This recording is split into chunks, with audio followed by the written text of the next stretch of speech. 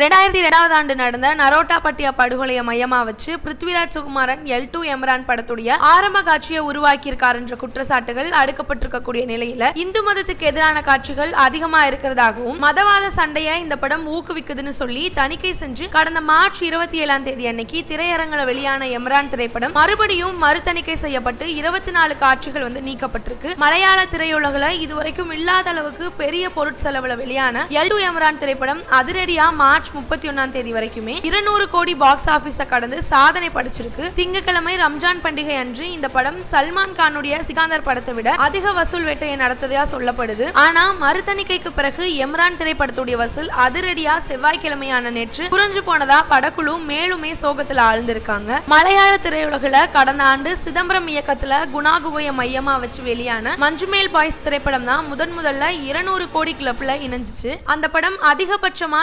242.3 கோடி ரூபாயை வசூல் ஈட்டியதா தகவல் வெளியாகி இருக்கு. இந்த நிலையில அந்த படத்தை தொடர்ந்து எம்ரான் திரைப்படமும் 200 கோடி பாக்ஸ் ஆபீஸ் கிளப்ல இணைஞ்சிருக்கு.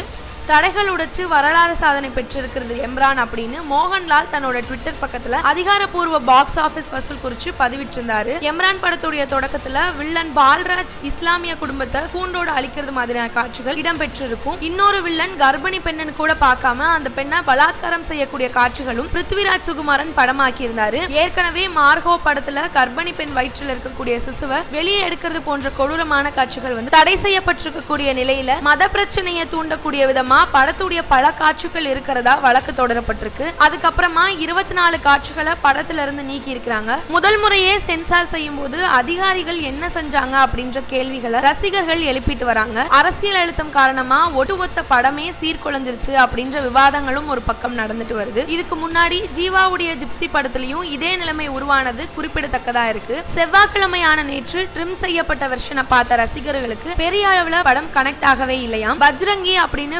வில்லனுக்கு வைக்கப்பட்டிருந்த பேரையும் பால்தேவ் அப்படின்னு சொல்லி மாற்றி இருக்கிறாங்க. இந்த நிலையில 6வது நாளான நேற்று ஒட்டுமொத்தமா இந்திய அளவிலேயே 7.8 கோடி ரூபாய் மட்டுமே எம்ரான் வசூல் செஞ்சிருக்கிறதா தனியார் இணையதளம் ஒண்ணு தகவல் தெரிவிச்சிருக்கு. உலக அளவுல எம்ரானுடைய வசூல் 220 கோடி வரைக்குமே வந்திருக்கிறது அப்படின்னு சொல்லப்படுது. இந்த வாரத்தோட முடிவுல 300 கோடி வரைக்கும் அதிகபட்சமா வசூல் ஈட்டும் அப்படின்னு எதிர்பார்க்கப்படுது.